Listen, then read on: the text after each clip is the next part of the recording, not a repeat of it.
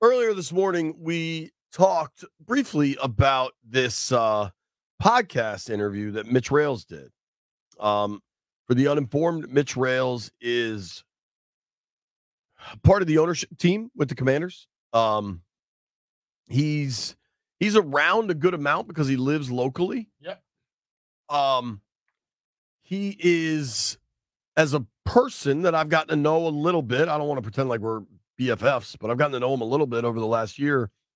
He's a really casually charismatic, dynamic personality, and just so comfortable in his own skin that he like brings you comfort when you talk to him.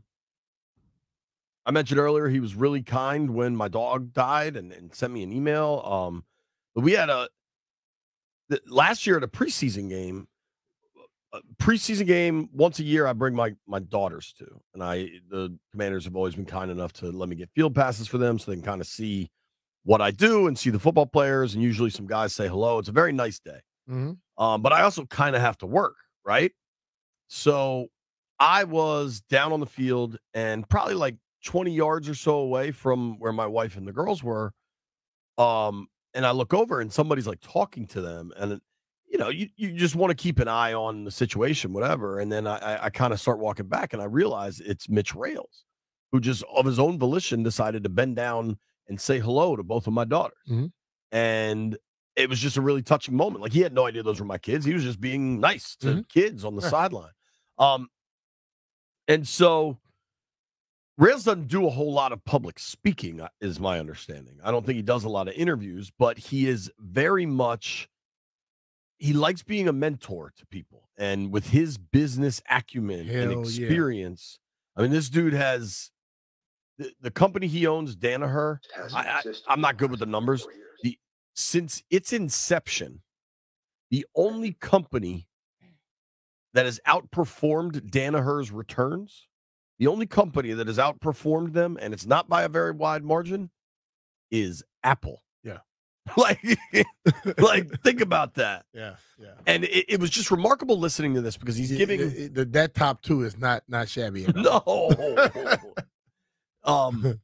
So, I listened to this thing, and it's about 2 hours long, maybe longer than that. And of whatever the length, put on that 12. Let it go. Yeah.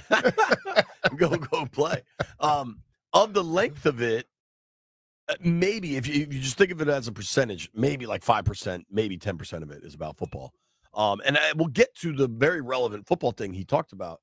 But more than that, he had this sense of not going with groupthink or conventional wisdom in his business career. He talks about he kept his money invested in his company. And he explained that, lots of people told me I got to diversify, I got to put it elsewhere. And he's like, why wouldn't I want to be invested in myself and instead invest in somebody else? He just thought that the notion didn't make any sense. He's like, what will keep me more locked into my business than being locked into my business? Yeah, being locked in your business. If your business doesn't work at a high level, you lose your money. Right. But people want they always say diversify, because I think those that really take your money and start to do stuff with it. All right, can we play the audio? They get to put it everywhere and tell you, oh, this is gonna work out better. If one works, why you got to worry about all of them? Right. And he used this phrase repeatedly, which is just fascinating. So it's he and his brother Steve, I believe, are the two brothers, the founders, I guess, and probably co-chairs of the board or however giant businesses work. But they always hire CEOs, and they have transitioned a number of times at the Danaher Corporation. At one point, I'll try to remember. I want to say it was like early 90s. They were in tools. They were like making wrenches and sockets and drill bits and stuff. Okay. And at one point, I think they said something like the Danaher Corporation accounted for like 60% of the handheld tools being sold in the United States. People need tools. Think of between the four of us, how many screwdrivers you think we got? Oh, I know I might 10, have 12? I may have well over 40 of them myself. Right. I'm just saying, like, to be honest with like you. we get so caught up in Bradley Beal got a supermax, or Ron Rivera was probably making $6.5 million a season. Like, the people in business are playing a different game, man. Oh yeah. Like it's Yeah. think about how They're many playing chess. think about how many tools there are in the world, right? But what he's led Danaher to do is they identify the right people. They identify the right person. And he said, throughout my career, my brother and I have agreed, if you get into the day-to-day operations, that's the beginning of the end. Our job is to build, support, sustain, provide the capital, provide whatever needs to be delivered, and then let these people run the business. That's why you got to hire people that you can totally trust in and let them go and do it. And then a lot of times people get so upset, like when Josh was in the meetings. Remember that? Yeah. So my thing is, a lot of times you want to really know what's going on so you can allow your guy to go out and just run this thing, and you don't have to be there worried about it. And you get to know the people that you're working with to a level that, you know what, they think like I do. We are in, we're in the right mindset with each other. Let them do the job. I don't have to be there every day. The micromanaging people, they don't trust you because they don't know. This, however, is very important, actual newsworthy item from Mitch Rales' podcast. And frankly, a place, Landfill, where I'm guessing one of the four of us will end up. I have this vision where every, call it third or fourth grader, should come to a Hall of Fame that we're going to build, that will become part of our stadium complex or part of our new practice facilities. We're not quite sure where we want to do that yet.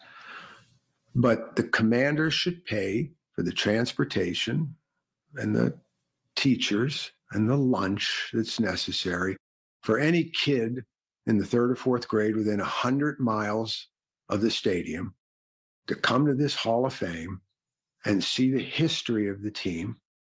And if it's at the stadium, walk out onto the field and look up at the mass around and daydream a little bit about coming to a ball game, and then leave with a hat and t-shirt, compliments of the commanders.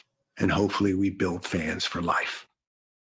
And that's what it's going to take over the course of time to really re-engage the community in a way that just hasn't existed for the last 24 years. One, it's such a great idea. Listen to the words he said. Yeah. Let the kids come, give them a hat. Expense of the owner of the commander. Right. Compliments. Basically free.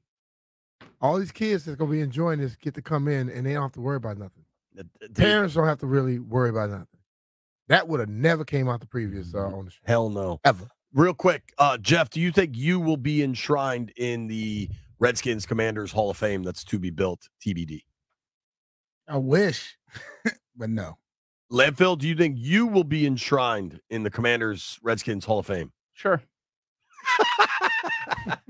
What will your inscription be?